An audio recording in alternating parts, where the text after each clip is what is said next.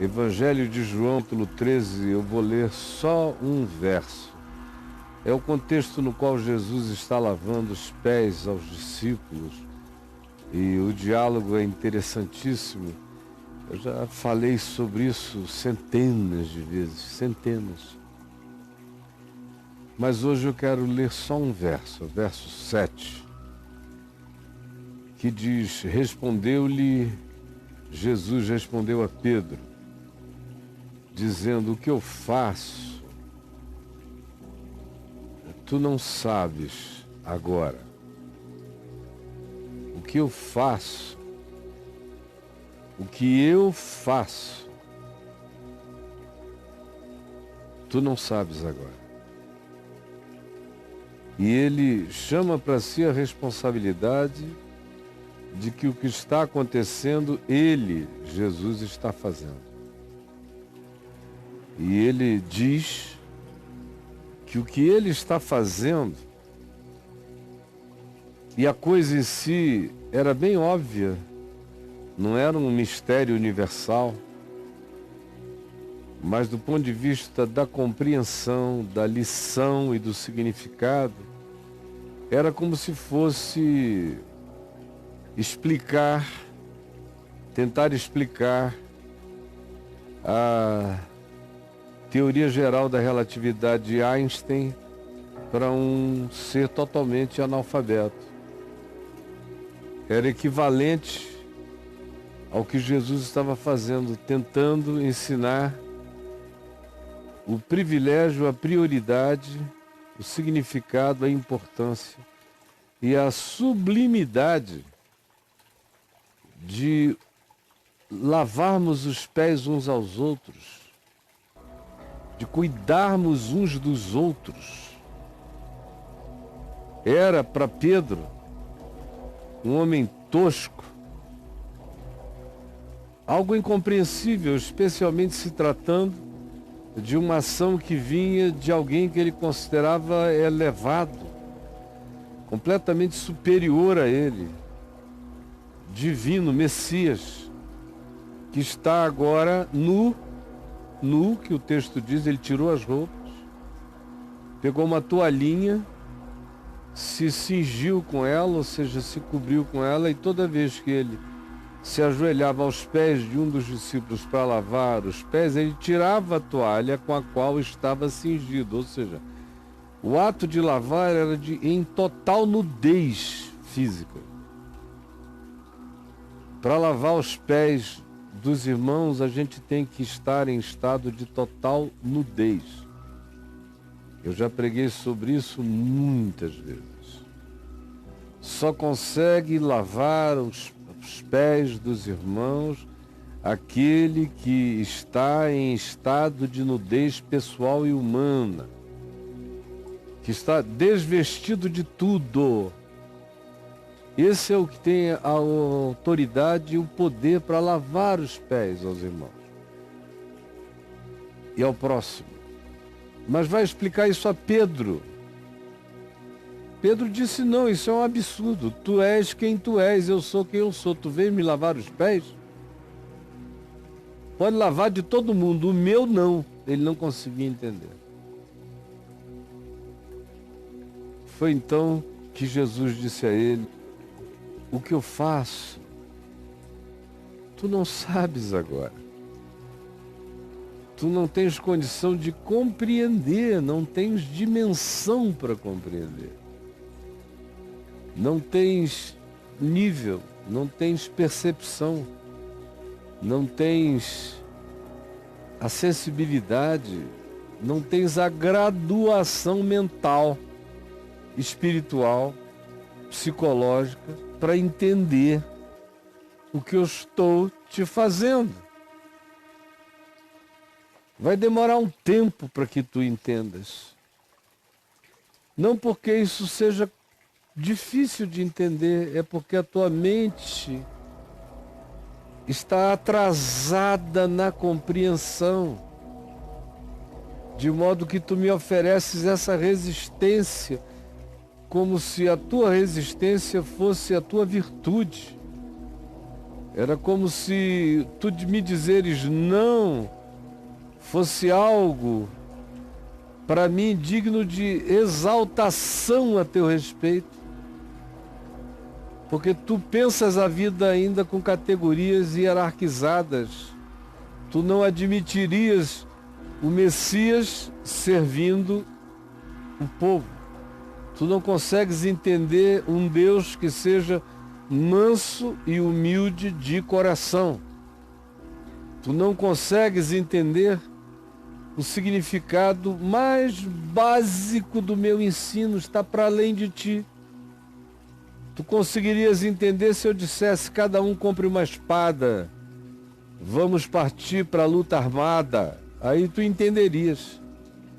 Mas o que eu digo, desarmem-se, fiquem nus de arrogância, nus de presunção, nus de soberba, despidos de justiça própria, para vocês poderem ter meios de acessibilidade e de paradoxal autoridade para lavarem os pés uns dos outros. E Pedro disse: os meus não. E Jesus disse: o que eu faço, tu não sabes agora.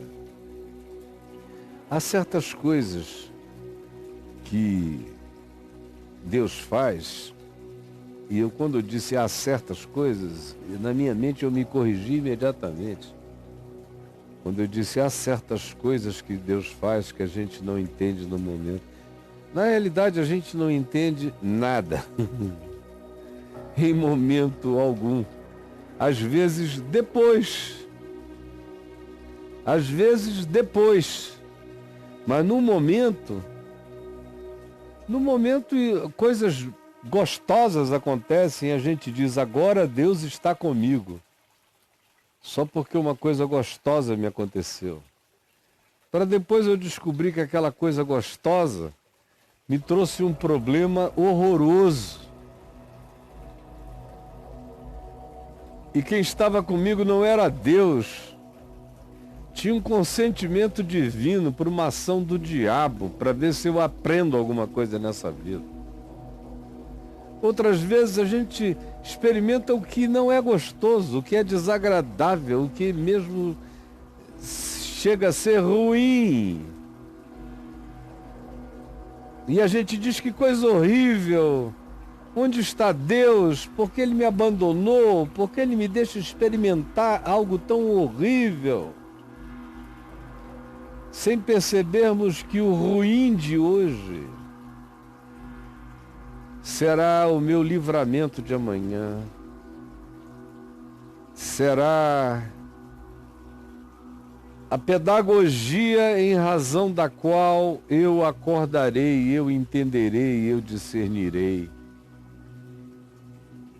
Outras vezes acontecem coisas que nós consideramos desimportantes, consideramos ordinárias, não damos nenhuma atenção a elas, sem percebermos que são essas pequeninas coisas que eventualmente mais adiante irão mudar, transformar, melhorar e abençoar a nossa vida.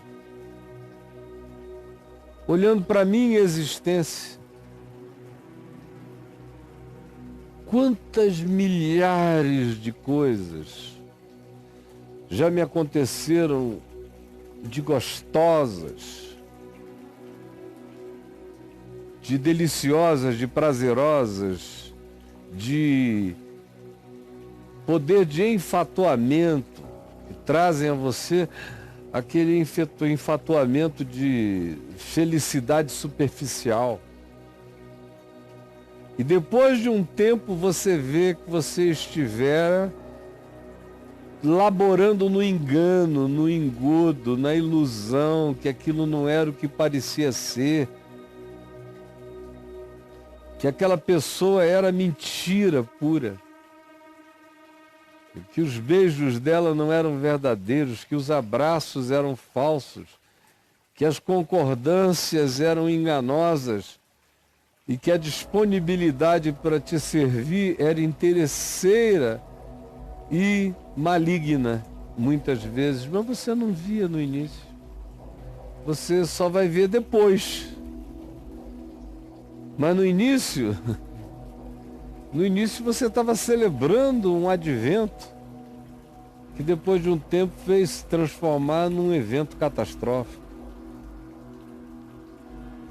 Ou outras vezes você diz, pronto, a minha vida acabou. Eu já disse para mim mais de uma vez, talvez duas, talvez 3 ou 4 vezes na existência, sem ser aquela coisa infantil da juventude, que minha vida acabou. Isso, não estou falando de bobagem. Estou falando daquelas coisas de homem grande, cujas consequências atingem milhares de pessoas. E eu já disse, a minha vida acabou. Sem ter a menor ideia de que aquela vida que estava acabando precisava acabar, tinha que acabar. Se ela não acabasse, com o passar do tempo eu iria ficar inflado, dessensibilizado, desenervado na alma, sem discernimento, iria ficar empedrado, orgulhoso, perdido na minha arrogância, ou vaidade, ou perderia totalmente a visão de Deus, a noção de Deus e do próximo, em razão das neblinas dos insensamentos. E só à medida em que a dor e o sofrimento começam a dar lugar à reflexão e ao discernimento, é que você vai vendo que aquilo que lhe parecia ser tão catastrófico e definitivamente mal, era o começo de um novo mundo, que ouviria a voz de Deus dizer, vem para fora, ou haja luz e houve luz. Só então, depois de um tempo, é que você começa a ver o regênesis, a regeneração, essa nova criação que Deus vai tirando do caos da sua existência quando você disse, a minha vida acabou, sem saber que a sua vida estava exatamente recomeçando. Ou às vezes são pessoas que vão embora, que nos deixam, e a gente entra em estado de angústia, e parece que a gente nunca mais vai conseguir viver sem aquela pessoa, sem aquele apoio, sem aquela presença, sem aquela companhia, sem aquela relação, sem o que a gente pensou que era uma parceria. Até que descobriu que para o outro não era nada, não significava a mesma coisa, ou não significava tanto quanto para você.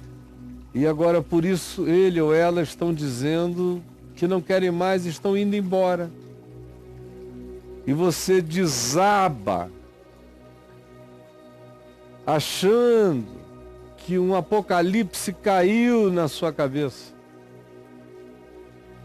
que as trombetas e os selos foram abertos contra você, e que as pragas foram derramadas, os cálices de agonia sobre a sua cabeça, sem você perceber que logo depois viria o novo céu, a nova terra, a nova Jerusalém, a nova vida, a nova oportunidade, e que as bestas e o dragão e a antiga serpente serão vencidos na sua vida pelo poder do Cordeiro de Deus que tira o pecado do mundo. Mas no momento, Parece motivo de tristeza, como disse Paulo também. No momento, com efeito, essas coisas parecem motivo de tristeza, ao que depois, todavia, se manifestam em libertação e em glória em nosso favor. O que eu faço? Tu não sabes agora. Não dá para a gente compreender a maioria das coisas agora.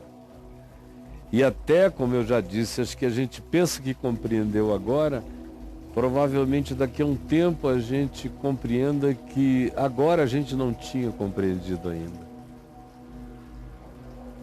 Praticamente quase todas as compreensões aguardam a chegada do tempo que as ilumina. Guarde isso no coração.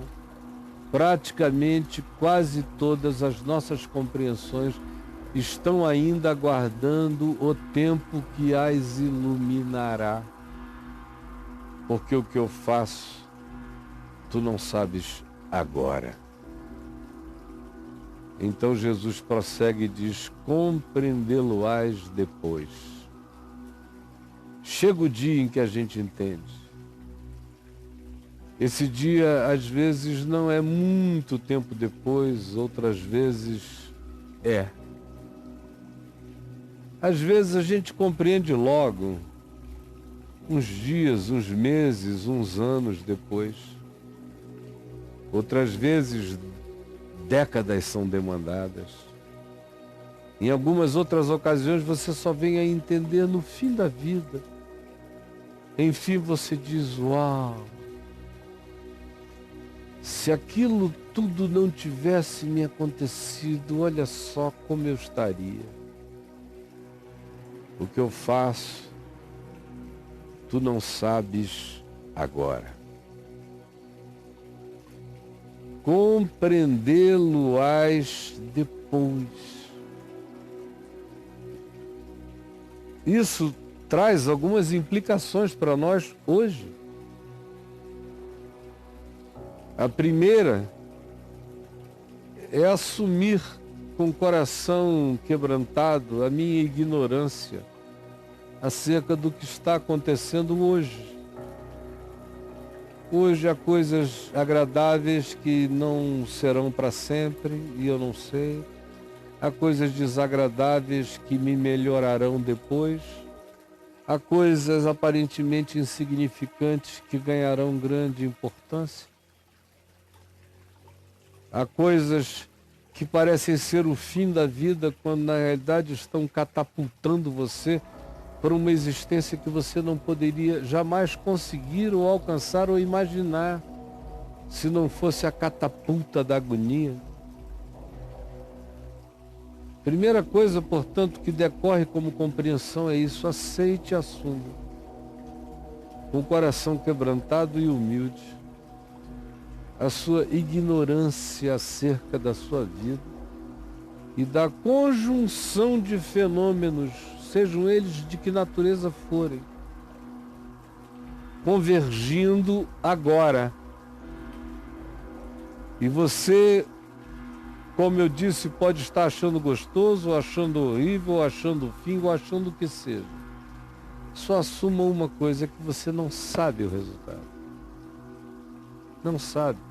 Portanto, não se desespere por nada que você ainda não compreende. Porque no dia que você compreender, nenhum desespero vai sobreviver. Tudo vai passar. Não se desespere pelo que você não compreende. Você não sabe agora. E tenha convicção, em segundo lugar, que você vai compreender depois. Vai fazer sentido. Vai chegar uma hora que até o ateu não sabe como dizer para ele mesmo que os seus próprios absurdos se transformaram nos melhores significados da vida dele. E ele não pode explicar porque não existe significado, não existe sentido para ele. não existe soberania, não existe a sutileza cuidadora do amor, não existe o fato da fé que afirma que todas as coisas cooperam conjuntamente para o bem daqueles que amam a Deus. Entenda isso hoje. Cesse as guerras, os gritos, os clamores, as angústias, enxugue essas lágrimas. Eu estou vendo aqui na minha mente centenas, milhares de lágrimas sendo enxugadas para todo lado, o mundo inteiro. Estou vendo você e não é nenhuma visão espiritual, sobrenatural, não. Estou vendo na minha mente.